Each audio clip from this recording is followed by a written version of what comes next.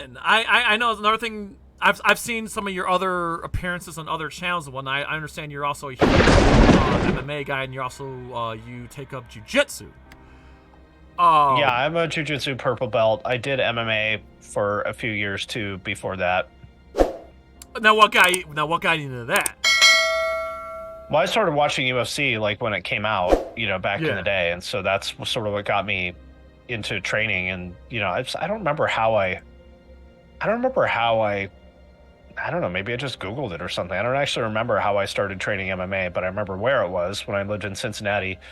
So I trained there pretty seriously, during the height of kind of the regional MMA scene at the time. I would say the Midwest and Southern California had like the strongest regional MMA scenes in the mid 2000s, back when, like Rich Franklin and Latice and stuff were like at the top of the food chain back then. And so I was training there at that time. And then I stopped doing MMA because it's a little too intense, for what I wanted to do. And then just started doing jiu-jitsu and got my purple belt a couple years ago. Yeah. Now, do you have like any like number of fighters that like some of your favorite fighters, current or retired, either or?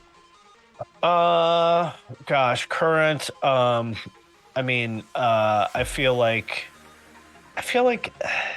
not that excited about a lot of people in the current era. Mm-hmm. I don't know why. It just feels like we're in a little bit of a low point now, which that happens. Yeah, it's like there's always, it comes in ebbs and flows. But I would say probably my favorite era of MMA in general was kind of towards the peak of Pride. I would say around like 2003 to 2006 or so. Yeah. It was pretty amazing. Like all the Grand Prix. Pride Bushido was probably my favorite show. Nice. Which was that was their 155 show, back when, let's see, that was like the peak of fucking Gomi, like Takanori Gomi's kind of reign, back when he was like the top dog. That was a really cool era. And then there was fucking what was the K1 what was the K1 Max at that time too, when like Buakaw and Kraus and Masato and all those guys were like on top. I loved that era. I miss like that era of MMA. To me was like the best. And then, after that in the UFC was, sort of the Anderson GSP kind of era, which I thought was really fun too. Yeah, also real quick, Toku Punk Productions, I see you in the chat. I just want to say right now, he was excited for the show. He just wanted to say, I love Papa Finn, what's up? I've been a fan since 2020, and this is one of the greatest crossovers ever. Thank you for that. Yeah, absolutely. It's nice to see support from both sides. So I'm not gonna lie to you, I'm not really an MMA person. I'm a huge boxing fan, which is why we're excited about having Heather Hardy on our show next week. She's been on our show once already. And there's other boxers I'm not gonna publicly say right now, but there's other boxers behind the scenes I'm talking to right now. I'm a very casual boxing fan. Yeah. Very casual. That's fine. It's just it's a little boring to me, to be honest. I understand. You see, that's kind of how I feel about MMA. Just a little bit. Don't come at me, but like, I think what it is, it's like the grappling of MMA. It's a little much for me. But when we get some of these strikers and whatnot, it's a little bit more exciting. But the reason why I'm kind of dipping my toes a little bit into MMA now, because my roommate is an MMA guy, and of course me being a boxing fan, some of these crossover fights that we've gotten in recent years, when McGregor fought Mayweather, recently Francis Ngannou fought Tyson Fury and fought Anthony I think those Joshua. are kind of dumb, because it's like, of course an MMA fighter is going to get smoked in boxing, of course, and vice versa. It's like, these are different sports, and obviously they have some crossover, but they're different sports. I mean, they're good for marketing, but I don't really find them that interesting, because of course it's not going to be competitive. Well, here's the thing. Going back to like when I just mentioned McGregor Mayweather, like, I mean, I knew what Mayweather was going to do. He did exactly what I thought he was going to do, which was tire him down and put him away. But I'll say this about McGregor. And was also like, 40 or something at the time, right? Yes. But the thing that impressed me with McGregor was that I thought he fought a lot better than I anticipated. I think if Floyd wanted to put him away in round 1, he could have. True, but I didn't think he was going to make it all the way to round 10. I thought for sure round 4 it was over. I think Floyd was carrying that fight a bit. Yeah.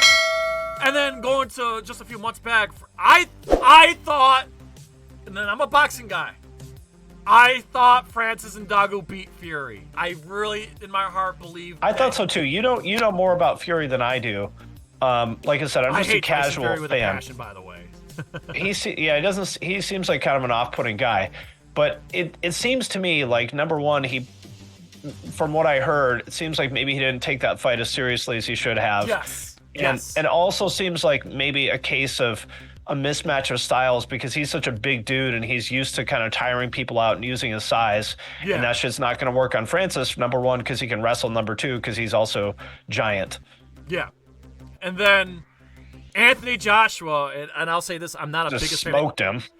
Yes. I'm not the biggest Anthony Joshua fan for other reasons, but I will say that I'm really impressed with him right now. He's never looked better. On the boxing side, he's never looked better. And you're right, he came in, smoked him. It was over. And it's just like, okay.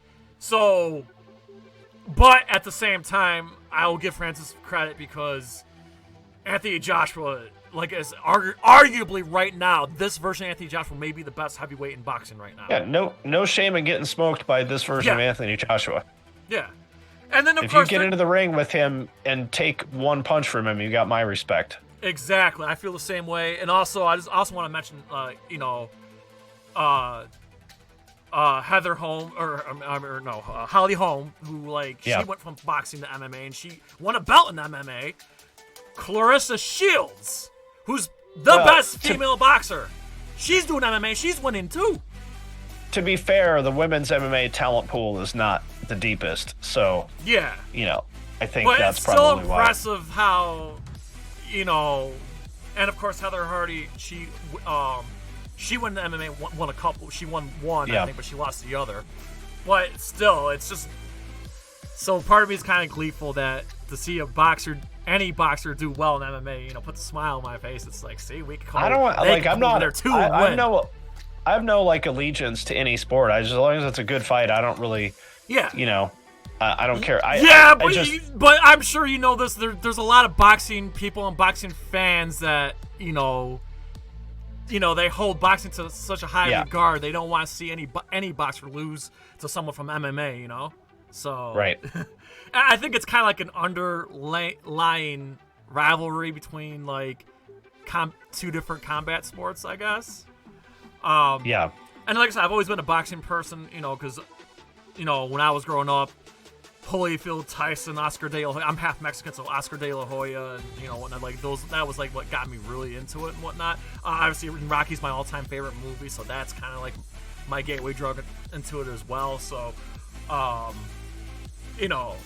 that's why I've always been a boxing person, and that's why I think boxing is in a really good position right now. I know there was a low point when Klitschko, the brothers were running the division for a great 10-15 years, and now we're in this new era of boxing, and not just in the heavyweight division, but in the lightweight and in the welterweights and middleweights. We have all these fantastic fighters and whatnot. Now it's just, I think boxing's in a great position right.